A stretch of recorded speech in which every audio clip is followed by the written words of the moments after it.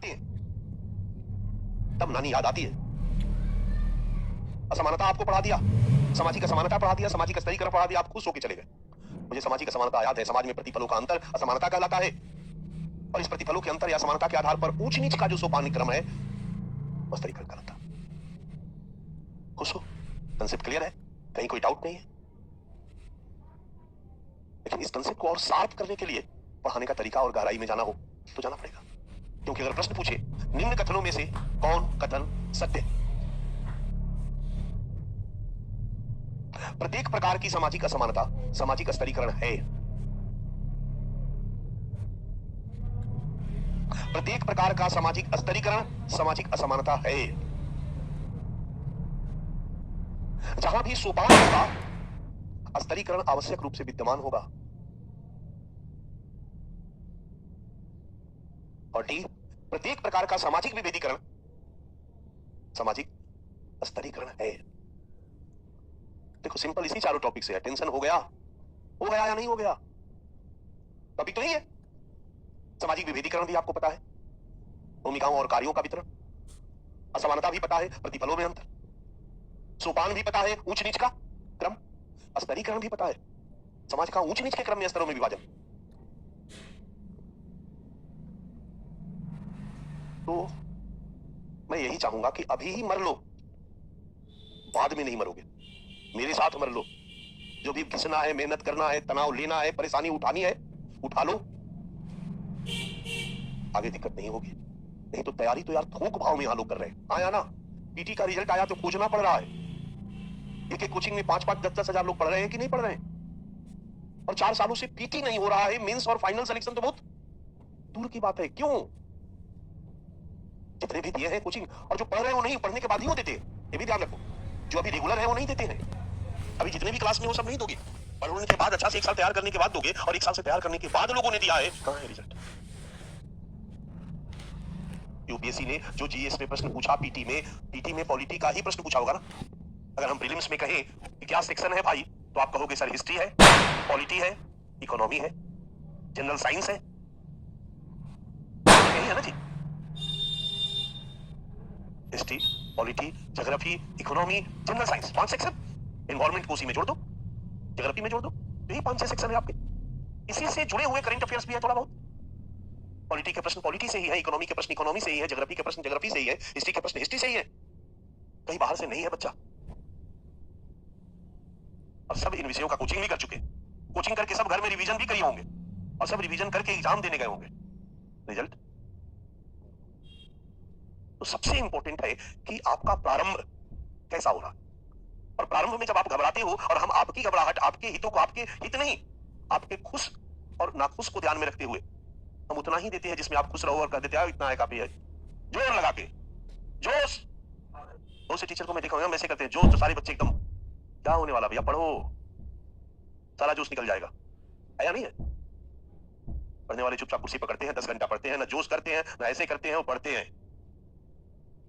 इनकलाब जिंदाबाद का क्लास में बैठ करके 500 बच्चे नारा खूब लगाते हैं। नारा लगाने से पास नहीं होगे, पढ़ने से पास होगे। तो हर टॉपिक को अच्छा से पढ़ो, गहराई से पढ़ो। प्रश्न के लेवल को देखो जो यूपीएससी पूछ रहा है, उस प्रश्न के लेवल को हम कैसे पकड़ेंगे, इस बात को ध्यान में रखते हुए पढ़ो। सदैव अपना मूल्यांकन करते रहो, पास करोगे। कहीं भूत प्रेत बनने की जरूरत नहीं।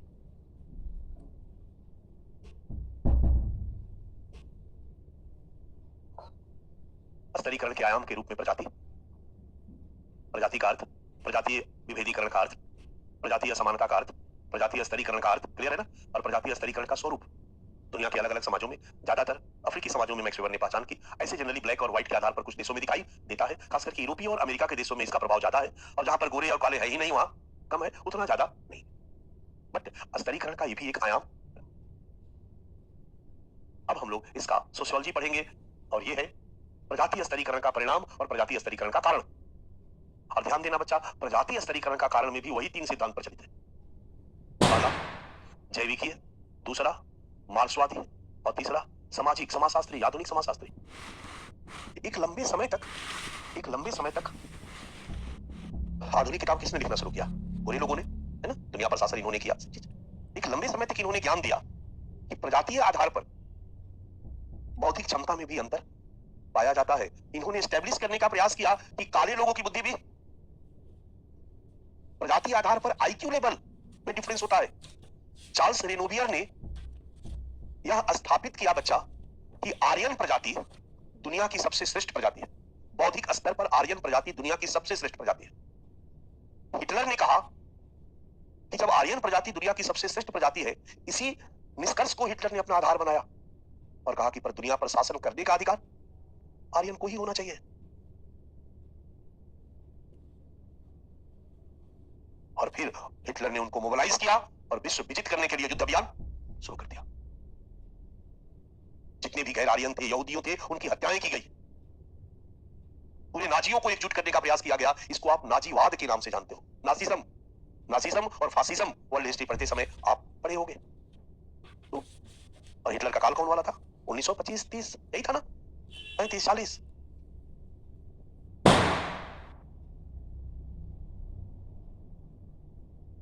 हिटलर की पढ़ाई वियना में हुई थी और वो कलाकार बनना चाहता था और वहां के स्कूल में उसको एडमिशन कॉलेज में नहीं मिला और हिटलर बन गया। कलाकार बन गया होता तो कुछ मारपीट नहीं करता, कला का काम करता उसी वियना में। और वहां पर एक कॉफी शॉप है जहां मैं बैठकर कॉफी पी रहा था, तो कैसे हिटलर पीता था वो उसका स्पेशलाइजेशन है। दुनिया में वियना को केक के लिए प्रसिद्ध माना जाता है और वहां केक बहुत मीठा होता है। कॉफी में विदाउट शुगर होता है। एक हाथ में कॉफी का प्याला और दूसरे हाथ में चम्मच, और चम्मच से कांटे से केक को काटता था, केक को मुंह में डालता था और फिर उस कॉफी को सिप लेता था। दोनों को उसी में पिघलाता था और तब पीता था। तो मैं बैठा तो हमें बताया गया कि आपको यहाँ पर, बाकी लोग भी थे, इस तरीके से कॉफी पी जाती है। उस समय तक यही था कि प्रजातीय आधार पर भी क्षमता में अंतर पाया जाता है। बट फाइनली 1952 में यूनेस्को कॉन्फ्रेंस होता है और वहां पर यह विश्व के वैज्ञानिक स्थापित करते हैं कि प्रजातीय आधार पर कहीं कोई आईक्यू लेवल में अंतर नहीं होता। अदरवाइज प्रजातीय आधार पर क्षमताओं में अंतर ही प्रजातीय असमानता का कारण है और प्रजातीय स्तरीकरण का कारण। तो प्रजातीय असमानता और प्रजातीय स्तरीकरण का जैविकीय सिद्धांत जैविकीय विशेषता को प्रजातीय असमानता और स्तरीकरण का कारण मानता है। प्रजातीय असमानता और स्तरीकरण का कारण क्या है, इसके बारे में मार्क्सवादी सिद्धांत भी कुछ कहता है और मार्क्सवादी हर घटना का विश्लेषण। पंखा क्यों बिगड़ गया? आर्थिक कारण। वो हर चीज को आर्थिक आधार पर देखता, अमीरी गरीबी के आधार पर देखता। मैंने कल भी कहा था कि लिंग असमानता का कारण क्या है? आर्थिक असमानता। लैंगिक आधार पर आर्थिक असमानता। पुरुषों ने आर्थिक संसाधनों पर जब कब्जा कर लिया तो महिलाओं को हर क्षेत्र में वंचित कर दिया, क्योंकि जिसके पास इकोनॉमिक पावर है ना, वो बहुत आसानी से social power, political power, educational power सबको गेन कर सकता है। पुरुषों ने पहले इकोनॉमिक पावर को जब गेन किया तो बाकी क्षेत्र में पावर को भी गेन कर लिया और महिलाएं चूंकि इकोनॉमिक क्षेत्र में वंचित रही तो बाकी क्षेत्रों में भी वंचित हो गई। लिंग असमानता का कारण आर्थिक है। कल हम लोगों ने देखा था मार्क्सवादी प्रजातीय असमानता का कारण भी आर्थिक असमानता मानते हैं और कहते हैं कि जो भी हमारी संपत्ति और संसाधन है उस पर अधिकार गोरे लोगों ने जब कर लिया, आर्थिक संदर्भों में ब्लैक को वंचित कर दिया, तो इस धन के बल पर गोरे लोगों ने बाकी क्षेत्रों में भी अधिकार अवसर अपने पास रखा और अश्वेत लोगों को बाकी क्षेत्रों में भी वंचित कर दिया। इस तरह से प्रजातीय असमानता और प्रजातीय स्तरीकरण का कारण आर्थिक असमानता रहा। बट दोनों में बहुत दम नहीं है, थोड़ा बहुत हो सकता है पर दोनों में बहुत दम नहीं है। और आधुनिक समाजशास्त्रियों ने इसके लिए समाज को उत्तरदायी ठहराया और कहा कि प्रजातीय असमानता और स्तरीकरण का कारण समाज है। अफ्रीका में चूंकि समाज में श्वेत लोगों की डोमिनेंसी थी, प्रतिष्ठा और सम्मान कौन देता है? समाज देता है।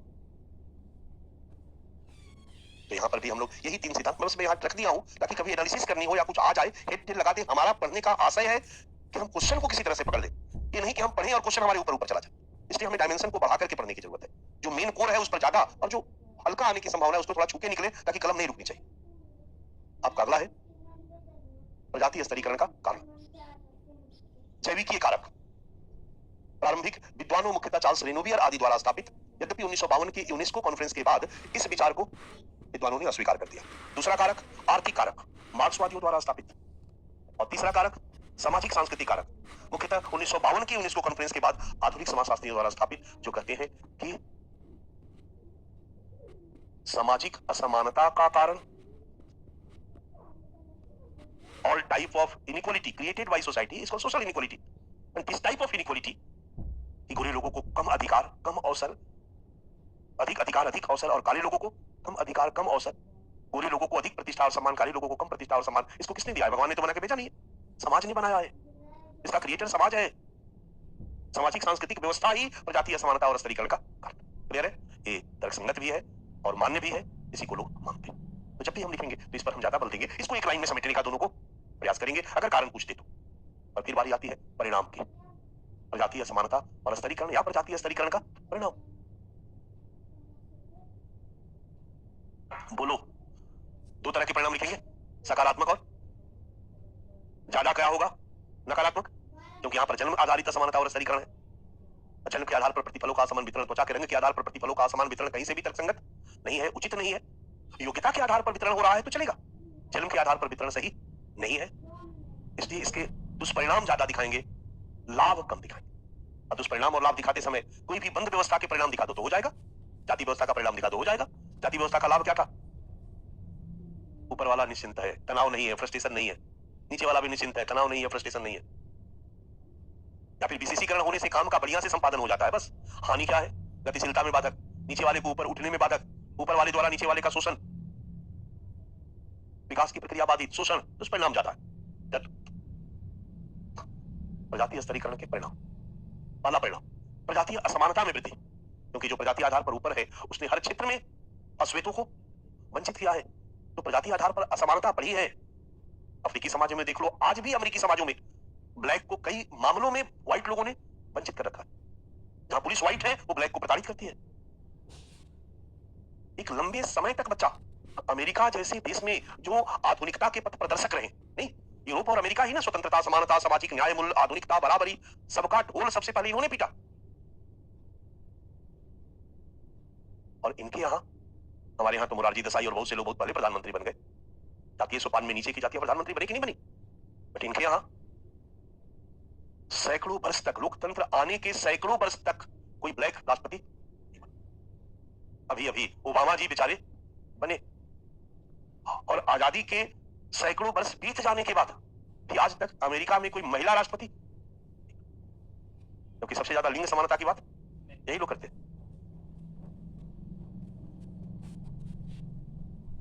जब हम लोग महिला पढ़ेंगे तो सोचो, इन देशों में महिलाओं को वोट देने का अधिकार नहीं था, डेमोक्रेसी था, डेमोक्रेसी था।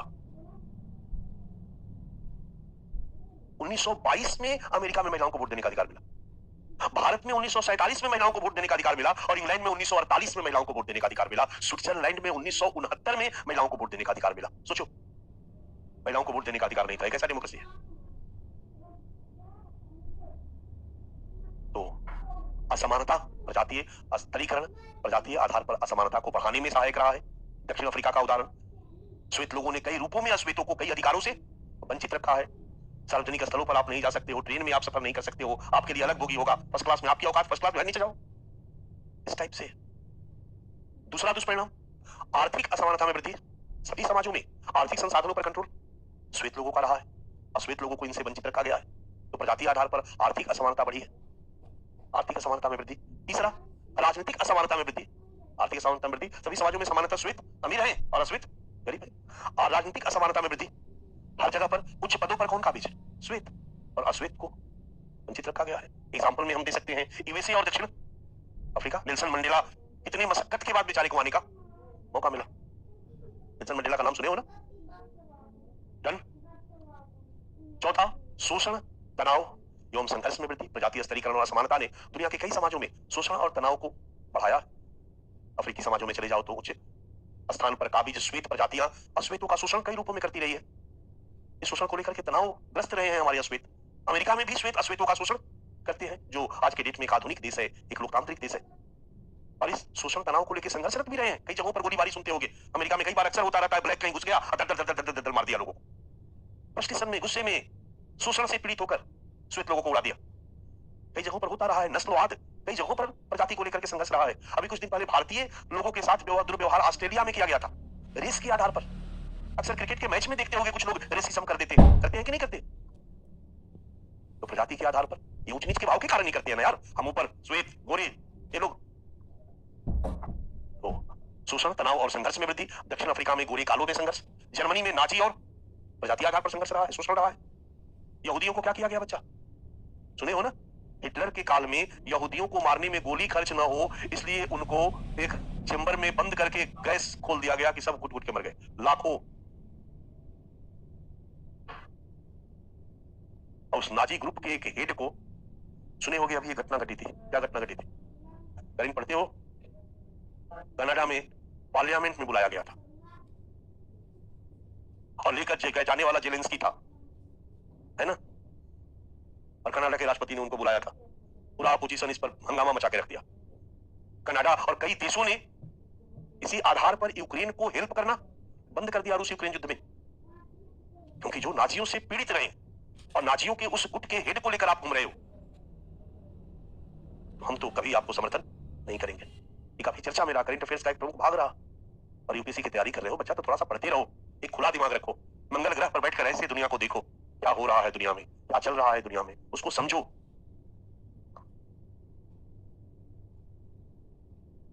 एक प्रकारवादी कुछ विद्वान रहे हैं, उन्होंने इसके कुछ लाभों की भी चर्चा की है। एक आध लाभ बड़ी मुश्किल से मिला तो हानिकारक परिणाम ज्यादा और लाभकारी परिणाम कम। कार्यों के श्रेष्ठ संपादन और पारस्परिक निर्भरता आधारित एकता में सहायक। जब प्रजाति आधार पर श्रम विभाजन होता है तो काम करते करते लोग अपने अपने कार्यों में विशेषीकृत हो जाते हैं। अब टेक्निकली देखोगे तो ये प्रजातीय विभेदीकरण का लाभ नहीं है और समानता स्तरीकरण का, ये तो श्रम विभाजन का लाभ है। लेकिन कुछ लोगों ने श्रम विभाजन के लाभों को इसके साथ क्लब कर दिया। जब भी काम को बांट कर करवाया जाता है, अलग अलग काम जब अलग अलग समूह करता है, तो एक समूह एक ही काम को करते करते उसमें विशेषीकृत हो जाता है, और जब विशेषीकृत हो जाता है तो काम की गुणवत्ता बढ़ जाती है। ये यार, तो ये तो श्रम विभाजन और विशेषीकरण का लाभ। लेकिन बहुत सारे विद्वानों ने जाति व्यवस्था के लाभ के रूप में इसको दिखाने का प्रयास किया। जाति व्यवस्था में प्रत्येक जातियों का एक निश्चित प्रतिबंधित पेशा होता था, और उस पेशा को करते करते वो जातियां स्पेशलाइज हो जाती थी। बहुत सारे विद्वानों ने तो आज के भारत के विकास में इस जातीय व्यवस्था में इस निश्चित पेशा को लाभकारी बताया। उन्होंने कहा कि आज भी भारत के विकास में सबसे अग्रणी भूमिका वही निभा रहे हैं जो परंपरागत जाति व्यवस्था में वो जातियां जो वहां बिजनेस व्यवसाय करती है, बनिया। आज भारत में बिजनेस व्यवसाय में सबसे ज्यादा आगे बनिया है। भारत के आर्थिक विकास में बनिया की भूमिका सबसे अहम है, मारवाड़ी की भूमिका सबसे अहम है। भारत के आर्थिक विकास बिजनेस व्यवसाय में, उद्योगों में क्षत्रिय नहीं है, क्योंकि बनिया में बिजनेस का कला पता है। प्रणाम बाबा, प्रणाम बाबा, प्रणाम बाबा, इतना बार प्रणाम करेंगे कि आप, है ना? एक दुकान खोलकर एक बढ़िया बैठा हुआ है और उसके सामने से ये जाता है और दूसरे दुकान से सामान लेके आता है डेली। पता है बढ़िया दुकानदार क्या करेगा? प्रणाम भैया, तो उसके सामने से चला गया, दूसरे के यहां से सामान लिया, उसी रास्ते वापस आया, प्रणाम भैया, और सब ठीक है ना? 6 महीना प्रणाम करेगा तो बेचारा टेंशन में आ जाएगा। इसके बेचारे के यहां से सामान नहीं ले रहे, फिर भी ये प्रणाम करता है। फिर अंदर में सोएगा तो इसको नींद नहीं आएगी, गिल्ट फील होगा, लेना चाहिए इसके यहां से, आया ना? और अगले दिन से एक आध सामान इनके यहां से भी लेगा, पहले मन बनेगा, एक आध सामान, फिर 2-4 सामान, फिर 3-4 सामान, धीरे धीरे आ जाए। मान लो दुकानदार क्षत्रिय है, सबसे पहले बताओ दुकान पे कैसे बैठेगा? बीच बीच में उसका हाथ कहां जाएगा? ये बेचारी जा रही थी दुकान में, देखती ही रास्ता बदल दी, उसके दुकान के सामने से गुजर के दूसरे के यहां गया, मन में 20 गाली दिया। एक दिन देखा गया बेचारा तो वहां का दुकान बंद था, वापस आया और उस क्षत्रिय के दुकान के पास गया कि भैया सामान नहीं है, आती नहीं है, डेली दूसरे के यहां से लेते हैं, आज नहीं है तो हमारे पास आ रहे नहीं है सामान। समझ में आ रहा मेरी बात? हमारे समाज शास्त्रियों ने कुछ भी छोड़ा नहीं है बच्चा। ये बात अलग है कि वो सब आपका सिलेबस में नहीं है, आदमी नहीं पढ़ाता है, लेकिन इन सारी चीजों पर रिसर्च हुआ है औद्योगिक विकास में। हालांकि है सिलेबस में, कुछ जगहों पर सेकंड पेपर में मैं पढ़ाता हूं औद्योगिक विकास में जाति व्यवस्था की भूमिका, औद्योगिक विकास में संयुक्त परिवार की भूमिका पर काम किया है लोगों ने। औद्योगिकरण है ना आपका टॉपिक, तो हम औद्योगिक विकास के सामाजिक आयामों की चर्चा करेंगे ना। इकोनॉमिक्स में औद्योगिकरण का आर्थिक आयाम केंद्र में होगा, हम तो औद्योगिक विकास के सामाजिक आयामों की चर्चा करेंगे कि भारत के वो कौन कौन से सामाजिक फैक्टर रहे हैं जो भारत के औद्योगिकरण में निर्णायक रहे हैं या बाधक रहे। मैक्स वेबर आदि विद्वानों ने जाति व्यवस्था को भारत के औद्योगिक विकास में बाधक के रूप में देखा। पश्चिमी विद्वानों ने ज्वाइंट फैमिली सिस्टम को भारत के औद्योगिक विकास में बाधक के रूप में देखा, जबकि कई भारतीय समाज वैज्ञानिकों ने इन्हीं को औद्योगिक विकास में सहायक के रूप में देखा।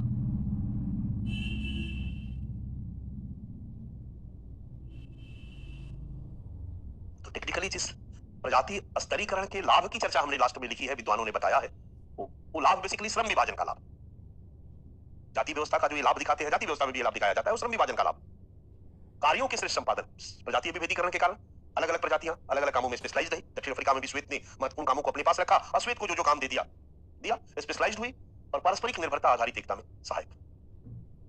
प्रकार्यवादी विचारक। हालांकि इसमें दम नहीं है, इसलिए हम निष्कर्ष में लिखेंगे कि प्रजातीय असमानता और स्तरीकरण के नकारात्मक परिणाम अधिक और सकारात्मक परिणाम बहुत ही कम है। इसलिए दुनिया के सभी समाजों में आज प्रजातीय असमानता और स्तरीकरण को अस्वीकार किया जाता है, और जहां पर भी इस तरह की असमानता और स्तरीकरण विद्यमान रही है, वहां की सरकार कानून बनाकर या विकास योजनाओं के माध्यम से इस प्रजातीय असमानता को दूर करने का प्रयास कर रही है, प्रजातीय स्तरीकरण को दूर करने का प्रयास कर रही है, और वहां पर काफी हद तक दूर हुआ भी है। अब वहां पर भी आर्थिक आधार पर असमानता स्तरीकरण दृष्टिगत होता है। अगर अश्वेत बहुत अमीर अरबपति है, बीएमडब्ल्यू में चलता है, तो सोपान क्रम में ऊपर होगा। अश्वेत एकदम गरीब है तो भी सोपान क्रम में नीचे चला जाएगा। समझ में आ रहा है? तो यही हम निष्कर्ष दे देंगे बच्चा, मूल्यांकन एवं निष्कर्ष। प्रजातीय स्तरीकरण के परिणाम मुख्यतः नकारात्मक रहे हैं। इसलिए प्रजातीय स्तरीकरण और असमानता के उन्मूलन हेतु दुनिया के सभी देशों द्वारा प्रयास जारी है। इन प्रयासों के परिणाम स्वरूप प्रजातीय समानता की स्थापना में काफी हद तक सफलता भी मिली है। नेल्सन मंडेला का राष्ट्रपति बन जाना, ओबामा का राष्ट्रपति बन जाना इस बात को परिलक्षित करता है। परंतु अभी भी बोलो अपेक्षित लक्ष्य से हम दूर हैं, और आज भी दुनिया के कई देशों में प्रजाति के आधार पर भेदभाव विद्यमान है। हाल ही में ऑस्ट्रेलिया में भारतीय मूल के लोगों के साथ नस्लीय भेदभाव एवं संघर्ष की घटना, या अमेरिका में श्वेत के द्वारा अश्वेतों का शोषण, उसको लेकर संघर्ष कंप्लीट चलेगा। अब लिख सकते हैं इस पर कैसा भी प्रश्न आए तो। अतः कुछ सुझावों पर अमल करके इस दिशा में और प्रयास किए जाने की आवश्यकता है। सुझाव देने की जरूरत नहीं है, आप समझदार हो। जातीय असमानता को कम करने के जो सुझाव होंगे, भाई क्या होगा, जो भी कानून है उसको कड़ाई से लागू किया जाए। जो निचले पायदान की अश्वेत जातियां हैं उनके विकास के लिए ढेर सारे प्रयास और किए जाएं। लोगों में शिक्षा का प्रचार प्रसार करके इस तरह के भेदभाव वाली सोच को खत्म किया जाए। समझ में आ रहा? इतने स्मार्ट हो कि बाकी जगहों पर जो सुझाव दिए हैं हम लोग अप्लाई कर सकते हैं। संभावित प्रश्न, मुझे लगता है हम लोग लिंग वाला संभावित प्रश्न लिखे थे, तो छोड़ दे, प्रिंट में है। PDF notes, okay. ध्यान दो इधर। स्तरीकरण के आयाम के रूप में लिंग स्तरीकरण की व्यवस्था ने मानव समाज को किस प्रकार प्रभावित किया है? बोलो। पॉजिटिव भी किया है और निगेटिव भी किया है, बट निगेटिव ज्यादा किया है।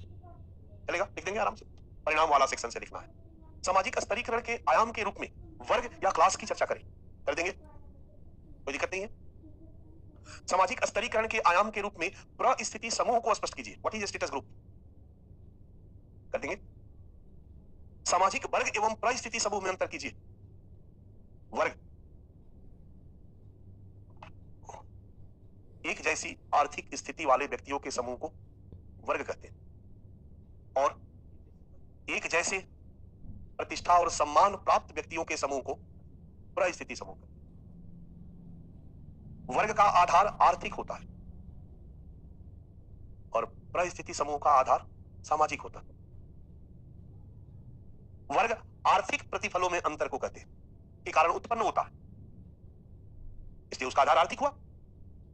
और परिस्थिति समूह प्रतिष्ठा और सम्मान के वितरण में अंतर के कारण उत्पन्न होता है, और प्रतिष्ठा और सम्मान वितरण करने वाला कौन? समाज। समाज ही किसी को उच्च या निम्न प्रतिष्ठा देता है। व्यवसाय के आधार पर दे दे, धर्म के आधार पर दे दे, जाति के आधार पर दे दे। ये है दोनों में अंतर, दोनों में संबंध। दोनों अलग अलग है, फिर भी दोनों एक दूसरे से जुड़े हैं। कैसे? व्यक्ति की वर्ग की सदस्यता उसके परिस्थिति समूह की सदस्यता को निर्धारित करती है या नहीं करती है? या व्यक्ति की परिस्थिति समूह की सदस्यता उसके वर्ग की सदस्यता को निर्धारित करती है? जैसे अगर हम उच्च वर्ग के हैं और हम परिस्थिति समूह में निचले पायदान पे, तो हमारे लिए परिस्थिति समूह में ऊंचा उठना आसान हो जाएगा। मान लो परिस्थिति समूह में हम सोपान क्रम में नीचे, यानी समाज में हमको कम प्रतिष्ठा कम सम्मान है, लेकिन हमारे पास पैसा बहुत अधिक है, तो हमारे लिए प्रतिष्ठा और सम्मान प्राप्त करना आसान हो जाएगा। हम पैसा फेंकेंगे, जागरण करवाएंगे, सैकड़ों लोगों को खिलवाएंगे, जहां भी कोई प्रोग्राम होगा सबसे ज्यादा चंदा हम देंगे, लोगों की मदद करेंगे, ऐसा ऐसा काम करेंगे जो प्रतिष्ठा और सम्मान का आधार है। धीरे धीरे धीरे धीरे समाज में हमारा प्रतिष्ठा और सम्मान बढ़ना शुरू होगा और हम अपने परिस्थिति समूह को ऊपर उठा सकते हैं। आया ना? मान लीजिए, सपोज कीजिए मैं बेस्या हूं और बेस्यागिरी का काम करते करते मैं अरबपति बन गया, प्रतिष्ठा और सम्मान हमारा कम रहा, है या नहीं? निम्न परिस्थिति समूह का मैं सदस्य, लेकिन जब मैं पैसा खूब कमा लिया तो मैंने वेश्यागिरी छोड़ दिया और फिर कुछ ऐसा करना शुरू किया, अच्छा काम, समाज सेवा का काम, धीरे धीरे धीरे धीरे मदर टेरेसा टाइप काम कर सकते हैं। इससे प्रतिष्ठा और सम्मान हमारा बढ़ेगा। तो एक वर्ग की सदस्यता व्यक्ति के प्रतिष्ठा और सम्मान को बढ़ाने में सहायक हो सकती है और व्यक्ति अपने परिस्थिति समूह के रैंक को ऊपर उठा सकता है।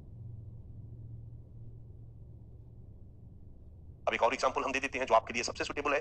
एमएन श्रीनिवास ने कहा कि भारत में जातीय सोपान में नीचे की जातियां उच्च परिस्थिति समूह की थी या निम्न निम्न ऊंची जातियां उच्च परिस्थिति समूह की, राइट।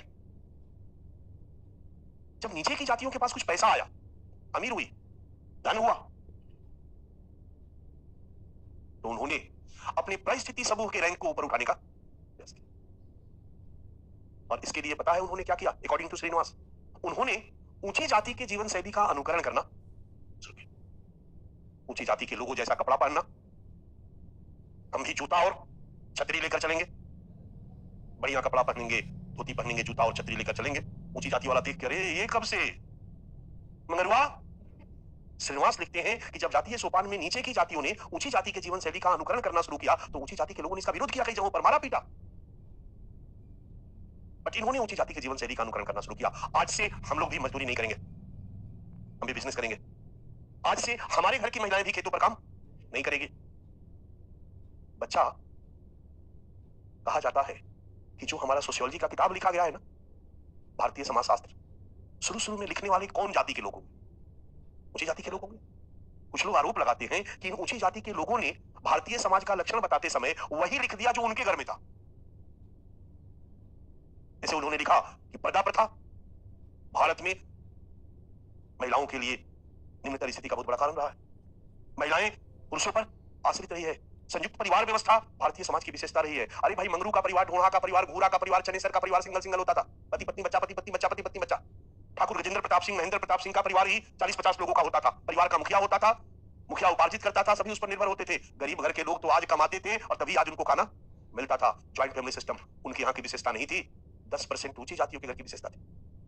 ऊंची जाति के घर की महिलाएं खेतों पर काम करती थी, कमाती थी, और खेतों पर काम करते समय पर्दा नहीं करती थी। पर्दा प्रथा भी ऊंची जातियों की विशेषता थी। उनकी महिलाएं भी नहीं, हम घर के अंदर रहेंगे, पर्दा चलेंगे। अरे भाई, मंगरू की पत्नी पर्दा करेगी तो खाएगी क्या? खेत की कटाई करनी है, बुआई करनी है, वहां पर्दा प्रथा कहां था? भारत में महिलाएं पुरुषों पर निर्भर रही है। अरे भैया, ये ऊंची जातियों की महिलाएं पुरुषों पर निर्भर रही है। मंगरू की पत्नी तो कमाती है और कई बार मंगरू को कूटती भी है, झाड़ू निकाल के 10 गाली देती है, और ज्यादा टाई टाई किया तो मंगरू को छोड़कर गुरा के साथ शादी करके चल दी। ये भारतीय समाज का कैरेक्टरिस्टिक्स रहा है। लेकिन लिखा क्या गया? लिखा गया कि भारत में महिलाएं पुरुषों पर निर्भर थी। तो कुछ लोगों ने आरोप लगाए। इसलिए श्रीनिवास लिखते हैं कि जब जातीय सोपान में नीचे की जातियों ने अपने परिस्थिति समूह को सुधारने का प्रयास किया तो उन्होंने ऊंची जाति के जीवन शैली का अनुकरण करना शुरू किया। हमारे घर की महिलाएं खेतों पे काम नहीं करेगी, हमारे घर की महिलाएं भी पर्दा करेगी। समझ में आ रहा है? पर्दा करेगी ऊंची जातियों की तरह।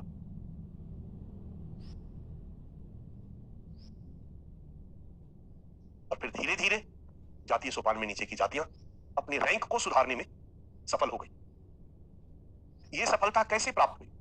कारण क्या रहा? आर्थिक। अगर वो आर्थिक रूप से संपन्न नहीं होती तो आज से हम खेतों पे काम नहीं करेंगे तो खाएंगे क्या?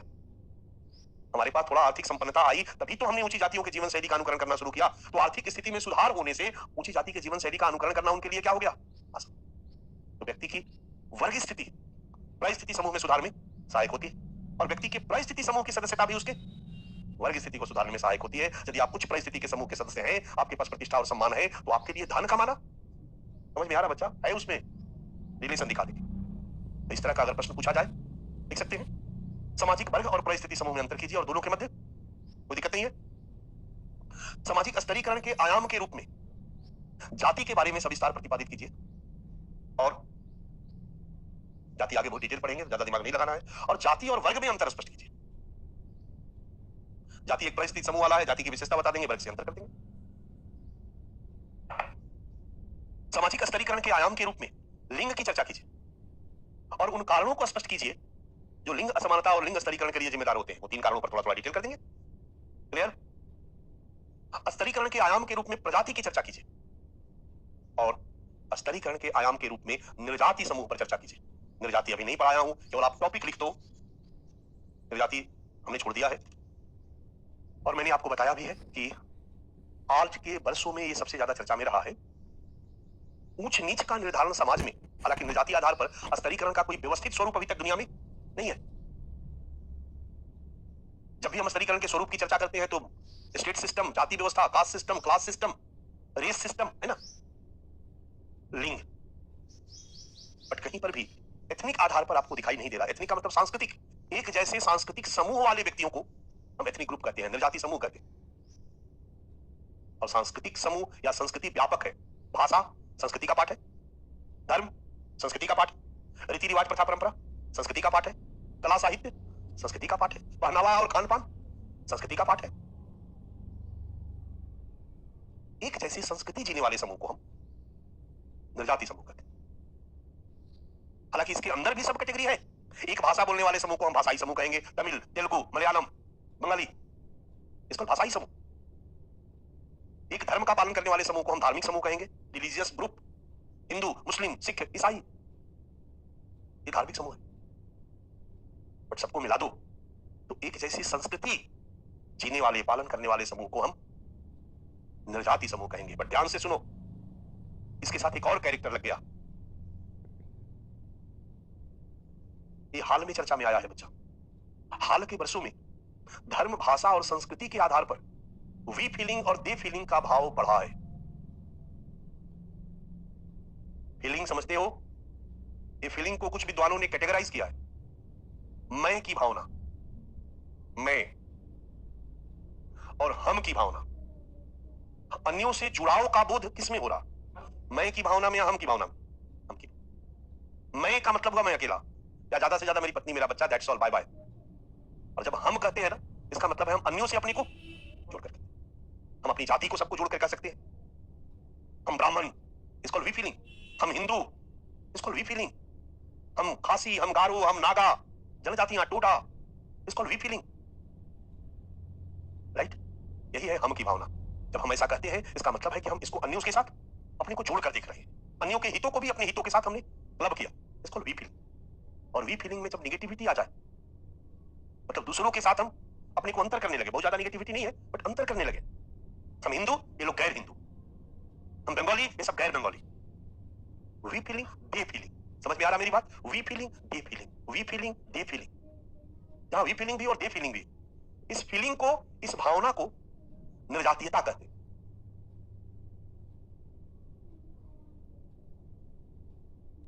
निर्जातीयता अंग्रेजी है इसका, एथनिसिटी। ओके? और निर्जातीयता की भावना से युक्त, निर्जातीयता की भावना से युक्त व्यक्तियों के समूह को हम निर्जाति समूह कहते हैं। निर्जाति समूह कहते हैं। एथनिक ग्रुप चलेगा? Ethnic group. तो एथनिक ग्रुप के लिए दो तरह की विशेषता का होना जरूरी है। पहली विशेषता, समान सांस्कृतिक लक्षण। चाहे एक भाषा के लोग हो, एक धर्म के लोग हो, एक जाति के लोग हो, एक जनजाति के लोग हो, समान सांस्कृतिक विशेषता, समान सांस्कृतिक लक्षण से युक्त चलेगा। और दूसरा क्या हुआ? हम तथा वे की भावना, इसको तुम कह सकते हो निर्जातीयता की। आजकल ये बढ़ा नहीं है, हम सिया, ये लोग सुन्नी, हम नागा, हम कुकी, और इस आधार पर दुनिया में संघर्ष बढ़ा है बच्चा। इसलिए इस संघर्ष को हम निर्जाति संघर्ष कहते हैं, एथनिक कॉन्फ्लिक्ट, जो सोशियोलॉजी हमारे सेकंड पेपर के लास्ट यूनिट में नया टॉपिक जोड़ा गया है, निर्जाति संघर्ष। क्लियर है? जब एथनिक आधार पर नागा कुकी संघर्ष निर्जाति संघर्ष है। अब मेरी बात को ध्यान से सुनो। हिंदुओं को क्या कहोगे? धार्मिक समूह। मुस्लिम को धार्मिक समूह। लेकिन जिस समाज में हिंदू और मुस्लिमों में वी फीलिंग और दे फीलिंग बढ़ गई है, ऐसे समाज में हिंदू अब केवल धार्मिक समूह नहीं कहलाएंगे। अब समझ में आ रहा ना मेरी बात? तो आजकल ये सभी सांस्कृतिक समूह के लिए एक वर्ड फैशन में यूज किया जा रहा है, निर्जाति समूह, निर्जाति समूह, क्योंकि सभी सांस्कृतिक समूहों में वी फीलिंग और दे फीलिंग बहुत तेजी से बढ़ी है, और इसको लेकर के पूरी दुनिया के समाजों में निर्जाति संघर्ष बढ़ा है। पूरा सीरिया में सिया सुन्नी संघर्ष में खत्म हो गया सीरिया, तो कहीं सिया सुन्नी संघर्ष चल रहा है, कहीं नागा कुकी संघर्ष चल रहा है, कहीं हिंदू मुस्लिम संघर्ष चल रहा है। समझ में आ रहा है? निर्जातीयता एक भावना है, इस भावना से युक्त समूह को निर्जातीय समूह कहते हैं, और इस आधार पर होने वाले संघर्ष को निर्जातीय संघर्ष। अब आजकल धार्मिक संघर्ष की जगह निर्जातीय संघर्ष शब्द का प्रयोग ज्यादा किया जाता है। डन। अब हम अपने टॉपिक पे आते हैं। निर्जातीय आधार पर भी समाज में ऊंच नीच का, हालांकि तर्कसंगत नहीं है बच्चा, लेकिन है। निर्जातीय आधार पर भी समाज में सोपान क्रम दिखाई। चलो रैंकिंग करो, अंग्रेजी बोलने वाले, हिंदी बोलने वाले, भोजपुरी बोलने वाले, ऊपर किसको रखोगे?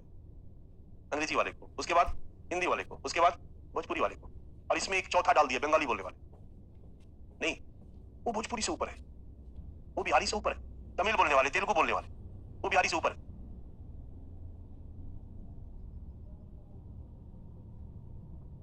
जबकि कोई रैंक नहीं होना चाहिए। भाषा तो बातों को कम्युनिकेट करने का एक आधार है, माध्यम है बच्चा। इसमें कहीं कोई हायरार्की नहीं होनी चाहिए, फिर भी हायरार्की है, लोगों ने बना रखा है। बेटा अंकल को जरा बाबा ब्लैक शीप वाला पोएम सुना दो। गेस्ट आता है और माँ बाप जब अपने बच्चे को बोलता है हमटी डमटी वाला पोएम सुनाओ, तो गर्वान्वित महसूस करता है। और दूसरे घर में गए और पापा ने कहा, मम्मी ने कहा, बेटा वो कमरिया लपा लप वाला सुनाओ। ये दृष्टि से आदमी देखता है या नहीं है? जब कोई फलाटेदार अंग्रेजी आपके सामने बोलता है तो कारण जानते हो? वेशभूषा में भी सोपान है, खान पान के तरीके में भी सोपान है। जो ऐसे हाथ से खाना शुरू किया, जो चम्मच और कांटा से खाया, सोपान क्रम ऊपर खाओ भैया।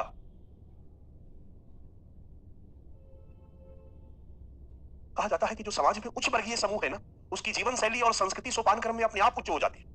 अंग्रेजी भाषा सोपान क्रम में इसलिए उच्च रही क्योंकि एक लंबे समय तक अंग्रेजों ने हमारे ऊपर शासन किया। वो शासकों की भाषा थी। प्राचीन भारत में भाषाई सोपान क्रम में संस्कृत ऊपर था, प्राकृत और पाली नीचे थी, क्योंकि प्राकृत और पाली आम जनता की भाषा थी और संस्कृत केवल ब्राह्मण लोग बोलते थे। तो जो एलिट वर्ग की भाषा है उसको सोपान क्रम में ऊपर रखा जाता है, और नीचे वाला अगर अपने को ऊपर उठाना चाहता है तो भी अंग्रेजी में बोलेगा, लो हाउ आर यू, लगेगा कि थोड़ा सा ऊपर चला गया। नीचे वाला यदि ऊपर उठना चाहता है तो ऊंचे वाले लोगों की जीवन शैली का वो अनुकरण करेगा, क्योंकि वो जीवन शैली भी सोपान क्रम में ऊपर मानी जाती है। उसके जैसा कपड़ा पहनना, उसके जैसा ड्रेस पहनना, उसके जैसा व्यवहार करना, हेलो हाय, भाषा, अंग्रेजी, सब कुछ, एवरीथिंग। उसका हेयर स्टाइल भी, हम लोग सोशियोलॉजी में पढ़ते हैं, पढ़ाते हैं, फैशन, फैशन समझते हो ना, बाल का तरीका जो भी है, फैशन डाउनवर्ड मोबिलाइज होती है, यानी फैशन हमेशा ऊपर से नीचे की तरफ स्प्रेड होती है। Mangru cut hair style Shahrukh Khan नहीं अपनाएगा, लेकिन Shahrukh Khan cut hair style Mangru Dhoda Ghura सब अपनाएंगे, क्योंकि उसी को अपना करके लोग अपने स्टेटस को, ऐसा नहीं था पार्ट ऑफ जीवन शैली, संस्कृति आया ना। तो जीवन शैली भी, निर्जातीय तत्व भी ऊंच नीच के क्रम का एक आधार रहा है। क्योंकि इस पर बहुत सारे टॉपिक हम लोगों के सिलेबस में नया जुड़े हैं बच्चा। इंडियन सोसाइटी में मैं पढ़ाता हूं, आपके जीएस में, सोशियोलॉजी में पढ़ाता हूं, कि इसको पढ़ते पढ़ते धीरे धीरे इसका ज्ञान बढ़ जाएगा। स्टेज को यहां पर छूटी डन।